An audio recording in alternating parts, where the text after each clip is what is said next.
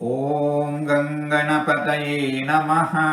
ಶ್ರೀ ಗುರುಭ್ಯೋ ನಮಃ. ಹರಿ ಓಂ. ನಮಸ್ಕಾರ. उत्तारणो दुष्कृतिः पुण्यो दुःस्वप्ननाशनः वीरः रक्षणः सन्तो जीवनः पर्यवस्थितः. ಓಂ ಉತ್ತಾರಣಾಯ ನಮಃ. ಭಕ್ತರನ್ನು ಸಂಸಾರ ಸಾಗರದಿಂದ ಮೇಲೆತ್ತಿ ಪಾರು ಮಾಡುವವನು ಭಗವಂತ. ಸಂಸಾರವೆಂಬ ಮಹಾಕಡಲಲ್ಲಿ ಸಿಲುಕಿ ದಡ ಸಿಗದೆ ಒದ್ದಾಡಿ ಭಗವಂತನಿಗೆ ಶರಣಾಗಿರುವ ಭಕ್ತರಿಗೆ ಭಗವಂತನೇ ದೋಣಿಯನ್ನು ನಡೆಸುವ ಅಂಬಿಗನಾಗಿ ಭಕ್ತರನ್ನು ದಡ ಸೇರಿಸುತ್ತಾನೆ. ಹೀಗಾಗಿ ಭಗವಂತ ಉತ್ತಾರಣಃ. ಓಂ ದುಷ್ಕೃತಿಘ್ನೇ ನಮಃ. ಪಾಪಕರ್ಮಿಗಳನ್ನು, ದೈತ್ಯರನ್ನು, ಲೋಕಕಂಟಕರನ್ನು ನಾಶ ಮಾಡುತ್ತಾನೆ ಭಗವಂತ. ಹೀಗಾಗಿ ಭಗವಂತ ದುಷ್ಕೃತಿಃ. ಓಂ ಪುಣ್ಯಾಯ ನಮಃ. ಪರಮ ಸುಂದರ ಮೂರ್ತಿಯಾಗಿದ್ದಾನೆ ಭಗವಂತ. ಮನ್ಮಥ ಜನಕನಾಗಿದ್ದಾನೆ ಭಗವಂತ. ಯಾರಲ್ಲಾದರೂ ಸೌಂದರ್ಯವಿದ್ದರೆ ಆ ಸೌಂದರ್ಯ ಭಗವಂತನದ್ದು. ಹೀಗಾಗಿ ಭಗವಂತ ಪುಣ್ಯಃ. ಓಂ ದುಸ್ವಪ್ನ ನಾಶನಾಯ ನಮಃ. ಸದಾಕಾಲ ಭಗವಂತನನ್ನೇ ಧ್ಯಾನ ಮಾಡುವ, ಸ್ತುತಿಸುವ, ಕೀರ್ತನ ಮಾಡುವ, ಪೂಜಿಸುವ ಭಕ್ತರ ಕೆಟ್ಟ ಕನಸುಗಳನ್ನು ನಾಶ ಮಾಡುತ್ತಾನೆ ಭಗವಂತ.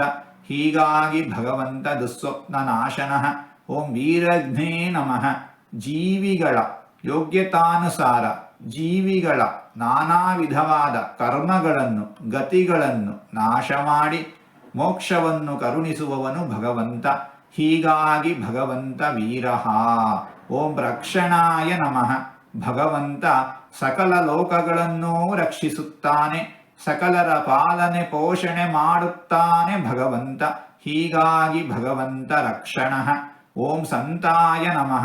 ಪ್ರತಿ ವಸ್ತುವಿನ ಒಳಗೆ ಹೊರಗೆ ಸರ್ವತ್ರ ವ್ಯಾಪ್ತನಾಗಿದ್ದಾನೆ ಭಗವಂತ. ಹೀಗಾಗಿ ಭಗವಂತ ಸಂತಃ.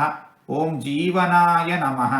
ಜೀವಿಗಳಿಗೆ ಜೀವಿಗಳ ಕರ್ಮಾನುಸಾರ ಯೋಗ್ಯತಾನುಸಾರ ಬದುಕಲು ಬೇಕಾದ ಮಾರ್ಗಗಳನ್ನು ನೀಡುವವನು ಭಗವಂತ. ಹೀಗಾಗಿ ಭಗವಂತ ಜೀವನಃ. ಓಂ ಪರ್ಯವಸ್ಥಿತಾಯ ನಮಃ. ಗರ್ಭದಲ್ಲಿದ್ದ ಪರೀಕ್ಷಿತನ ನಾಶಕ್ಕೆ ಅಶ್ವತ್ಥಾಮ ಬ್ರಹ್ಮಾಸ್ತ್ರವನ್ನು ಪ್ರಯೋಗಿಸುತ್ತಾನೆ.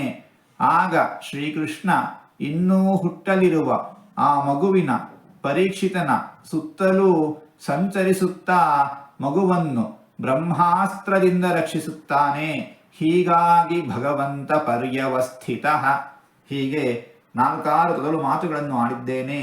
ಇದರಲ್ಲಿ ಏನಾದರೂ ತಪ್ಪುಗಳು ಇದ್ದರೆ ಆ ತಪ್ಪುಗಳನ್ನು ಬಿಟ್ಟು ಒಳ್ಳೆಯದು ಅಂತ ಏನಾದರೂ ಇದ್ದರೆ ಆ ಒಳ್ಳೆಯದನ್ನು ಮಾತ್ರ ಸ್ವೀಕರಿಸಬೇಕು ಅಂತ ಹೇಳಿ ಪ್ರಾರ್ಥನೆ.